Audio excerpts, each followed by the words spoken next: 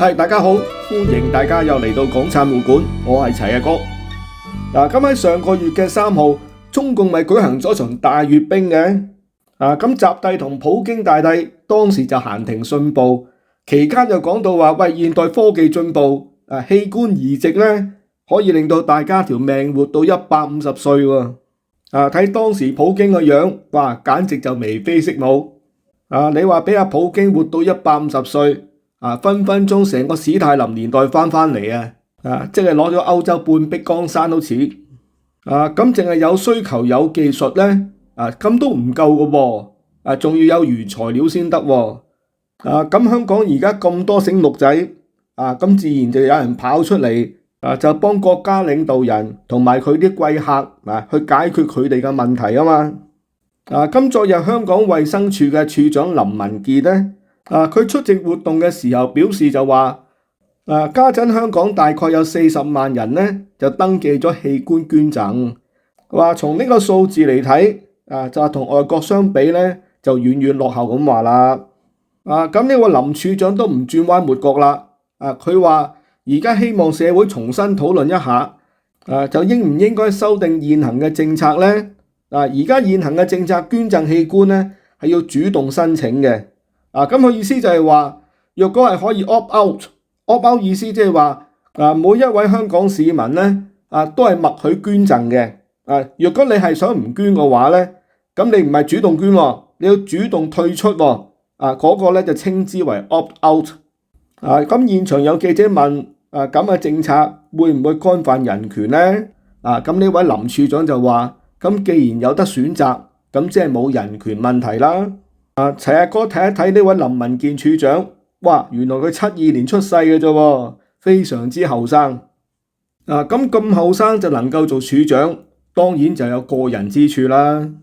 咁林文健就喇沙仔一名，佢89年先讀完喇沙，1997年先加入衛生署，做衛生署嘅醫生。咁到咗2008年嘅8月咧，就晉升成為首長級公務員嘅首席醫生喎。而到2013年7月咧，又晉升成為衛生署嘅助理處長。到2020年6月咧，又再晉升成為衛生署嘅副處長。咁已經好直升機㗎啦，都未算。咁到咗疫情期間，喺2021年嘅1月29日，當時嘅衛生防護中心咧就進行重組喎。咁林文健就接替咗當時嘅黃家慶，就出任咗衛生防護中心嘅總監嘅。而喺同年嘅9月21日，就再接替埋退休前休假嘅陳漢儀，就出任咗衛生署嘅處長嘅，亦即係話喺短短15個月之內咧，就連升3級。咁疫情期間，大家打針打得咁狠，呢個當然令到共產黨好滿意啦。咁家陣你都唔係政策局㗎，你只不過衛生署處長啫嘛，咁就已經搶住爭取表現啦喎。主動提出話要檢討政策喎，大家要玩 opt out 喎。咁正所謂食君之祿就擔君之憂啊嘛。而家啲叻仔好後生做處長唔係冇原因嘅，因為遠在北京嘅習帝開口講過話，第日啲領導人要活到150歲喎。咁佢咪即刻去就幫佢做嘢咯。咁林文健處長話，若果係推行預設默許嘅話，咁就冇人權問題啦。因為你唔中意捐嘅，咁你可以選擇退出嘅，咁係咪就係等於冇人權問題咧？齊阿哥認為一半半啦。你從個死者角度嚟睇，若果係預先退出咗嘅，咁當然冇人權問題。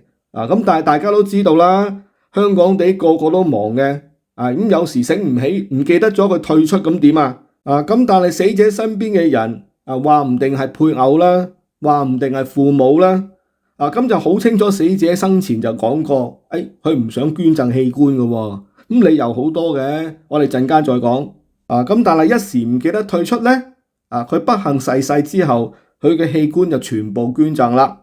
我哋經常都話，一個人死咗咧，佢其實冇感覺嘅。咁但係剩低佢身邊嘅人咧，即係佢嘅家屬咧，其實就好傷心嘅。若果一個情況係話，喂，個死者根本上生前講過就唔想捐，只不過佢忘記退出的話咧，咁你醫院夾硬嚟，就割走晒佢啲器官去捐贈，唔知俾邊個啊嘛。咁啲家屬一定就更加之傷心。喂，個人死咗已經傷心，而家你要割走埋佢啲器官咧，就更加傷心。制定政策嘅人好多時佢哋着眼咧就係講個死者啫。但係實際上喺不幸嘅情況之下，最傷心嗰個其實係家屬。點解佢哋唔諗埋家屬嘅意願呢？死者或者家屬唔想捐贈咧，係好多原因嘅。齊阿哥認為第一大原因咧，就到底你會唔會幫人哋做一單大生意？以前衛福局都有討論過呢個政策。每次講親嘅時候咧，硬係攞歐洲啲數字嚟比較嘅。就話香港因為冇 opt out，所以講到捐贈咧，香港就遠遠落後於歐洲好多國家嘅。咁大家可以睇下套圖表咧。呢個圖表係2016年嘅，因為以前討論過啊嘛。左邊嗰欄咧，就叫做主動登記，即係而家行緊嗰套制度啦。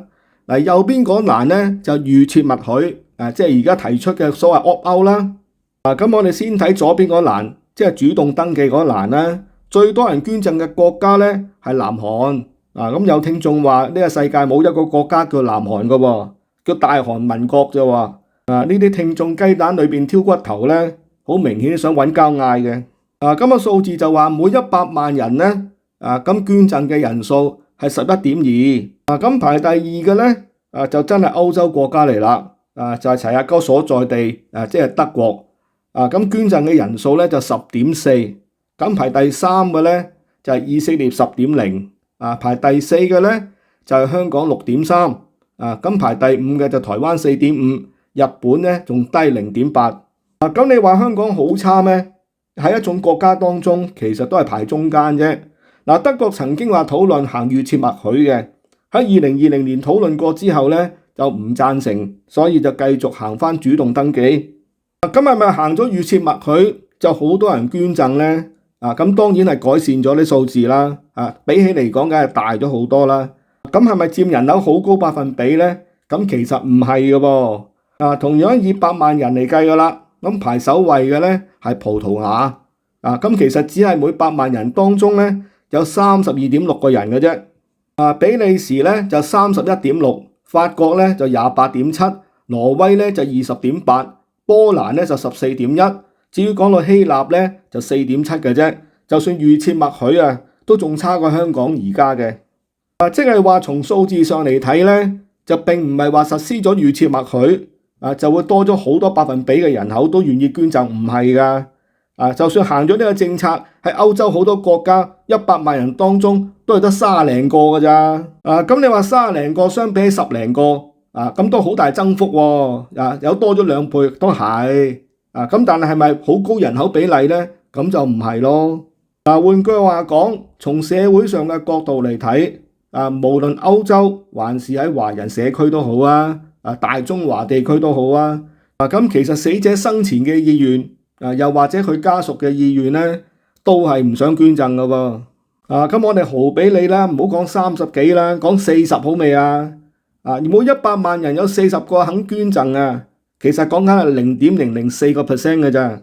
咁呢個咧，齊阿哥認為叫做社會因素啦。咁但係獨特嘅因素我哋未討論喎。喺歐洲有冇話邊個國家？講到明話啲人咧，要透過器官移植要活到150歲先，冇喎。話咁啲人都唔係好想捐噶咯喎。若果你話你身在嗰個國家，你個宗主國嗰啲領導人連埋佢身邊啲臣子話要活到150歲嘅喎。咁你決定捐唔捐贈器官嘅時候，咁係咪更加會猶豫咧？你話我想為愛人間，我想幫邊個，呢個都係大愛嘅表現。齊阿哥都好支持嘅。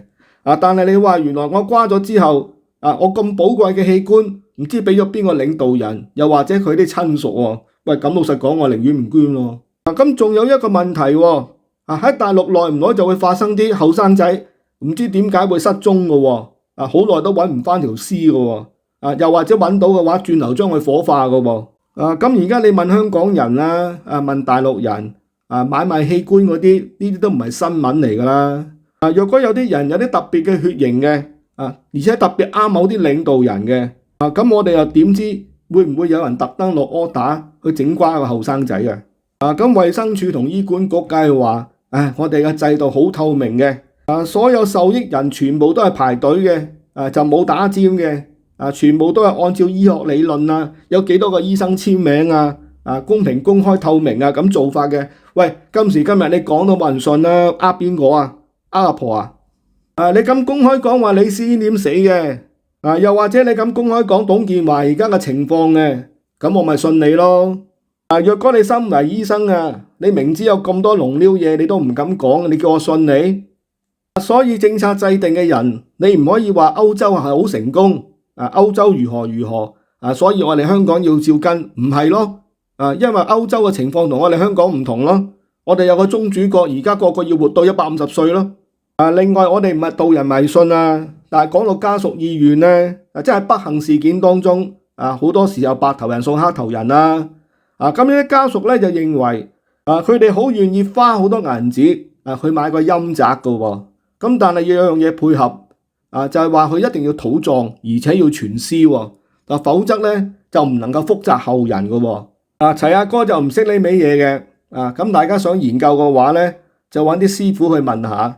只不過我只係聽過有咁嘅講法啫。呢啲迷信嘢唔單止淨係發生喺華人世界嘅，甚至乎喺歐洲，尤其是德國而家都唔知幾流行買棵樹佢哋唔係買墳墓直頭買棵樹喺樹林裏邊買呢棵樹，然之後將個先人葬咗落棵樹裏邊，塵歸塵土歸土，將個養分俾個大樹吸收晒。咁首先啲家屬就每年都會去個樹林度拜祭下先人啦，佢哋亦都感到好安慰啦。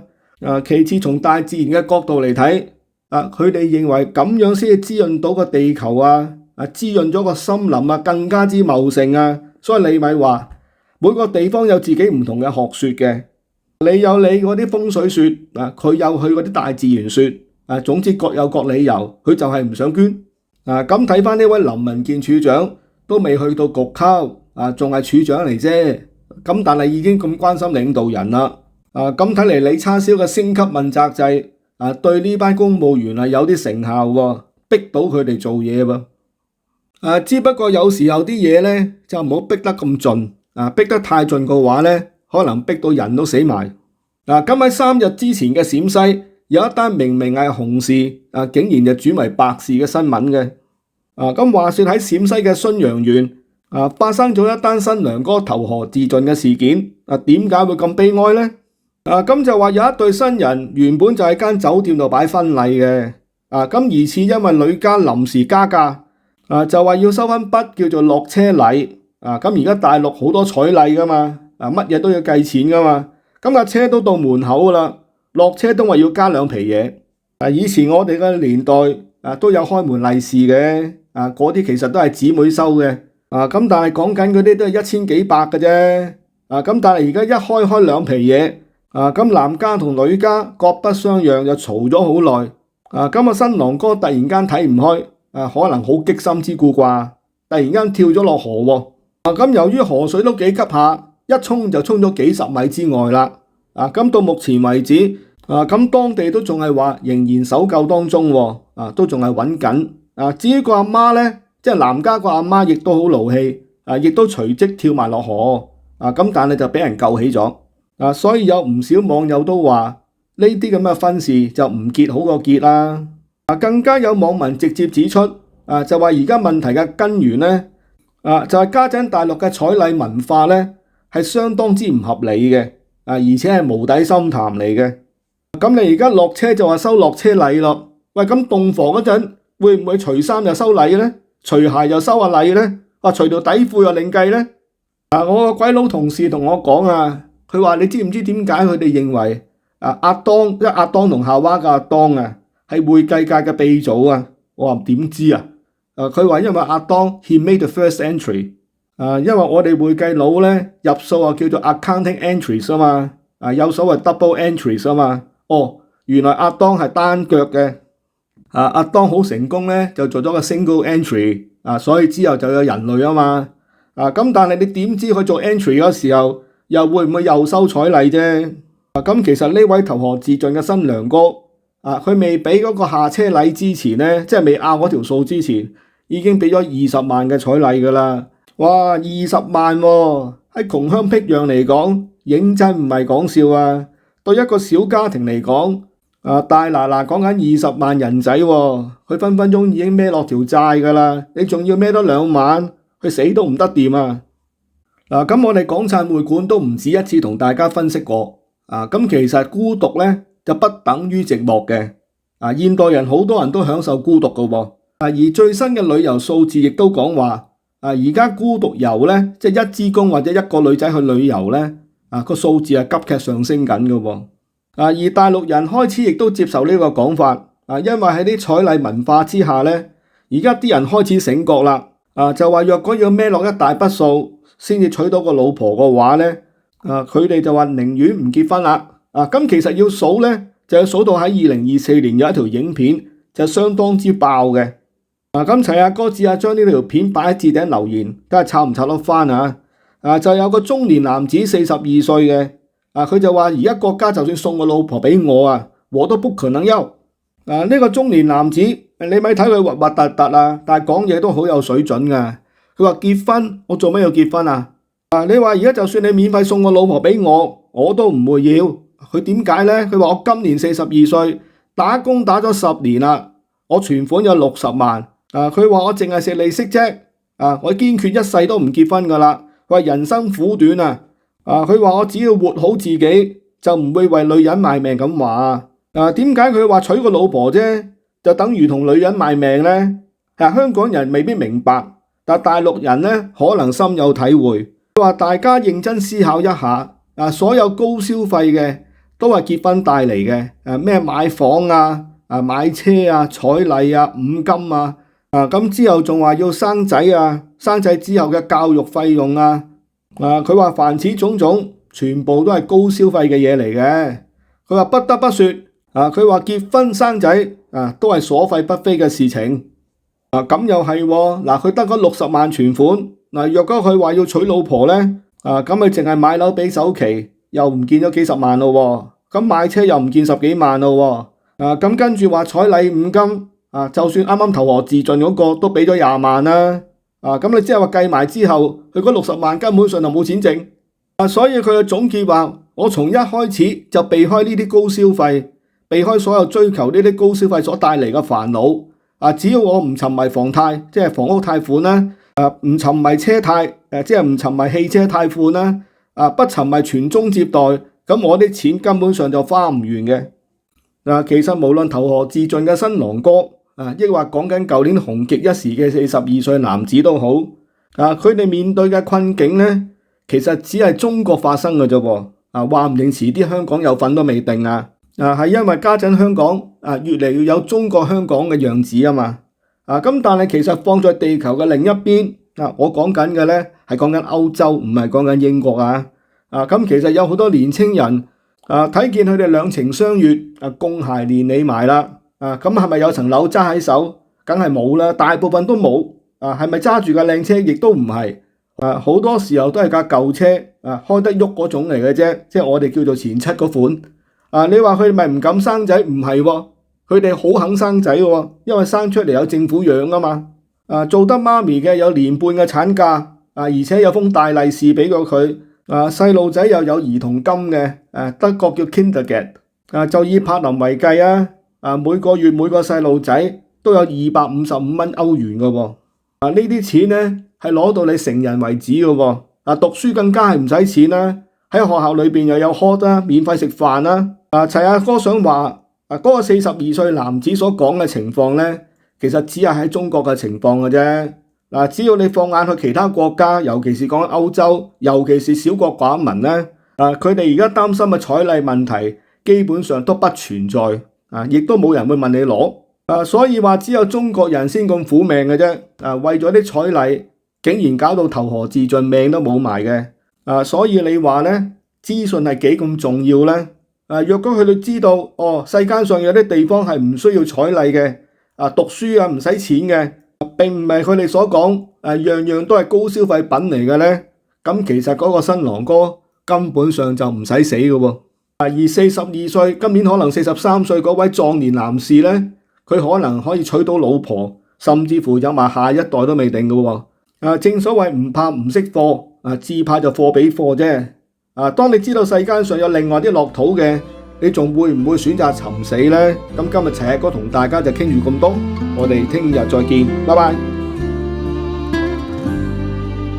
情路我不改，那夥伴尚在，卻只望着步近路人空添感慨。明白我不該去轉換現在，但人始終不是所愛。每日閒話聽到，硬說他這麼好，問我婚事為甚未曾早點公佈，可以平日做得好，藉以找滿羨慕，做夢仍散方總辦不到。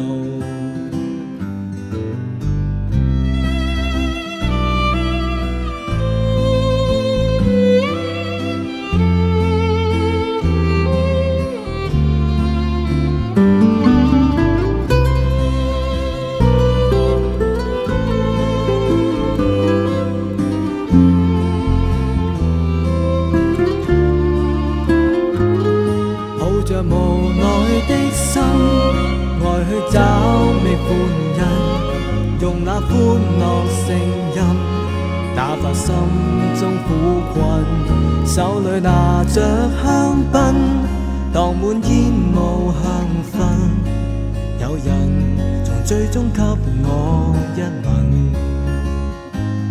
接着朦朧地找緊醉酒的知心，盡以遷就盡量，為求取得好感，想貼近地親親，頓覺倚傍不穩，美人遠走只留一吻，說是浪漫一生，都說自我犧牲，為甚我一生為愛所打困，在外壓抑怒憤，在內對他強忍，人愛我愛卻不敢生，自怨恨重憂，我實太自傲，一世再增添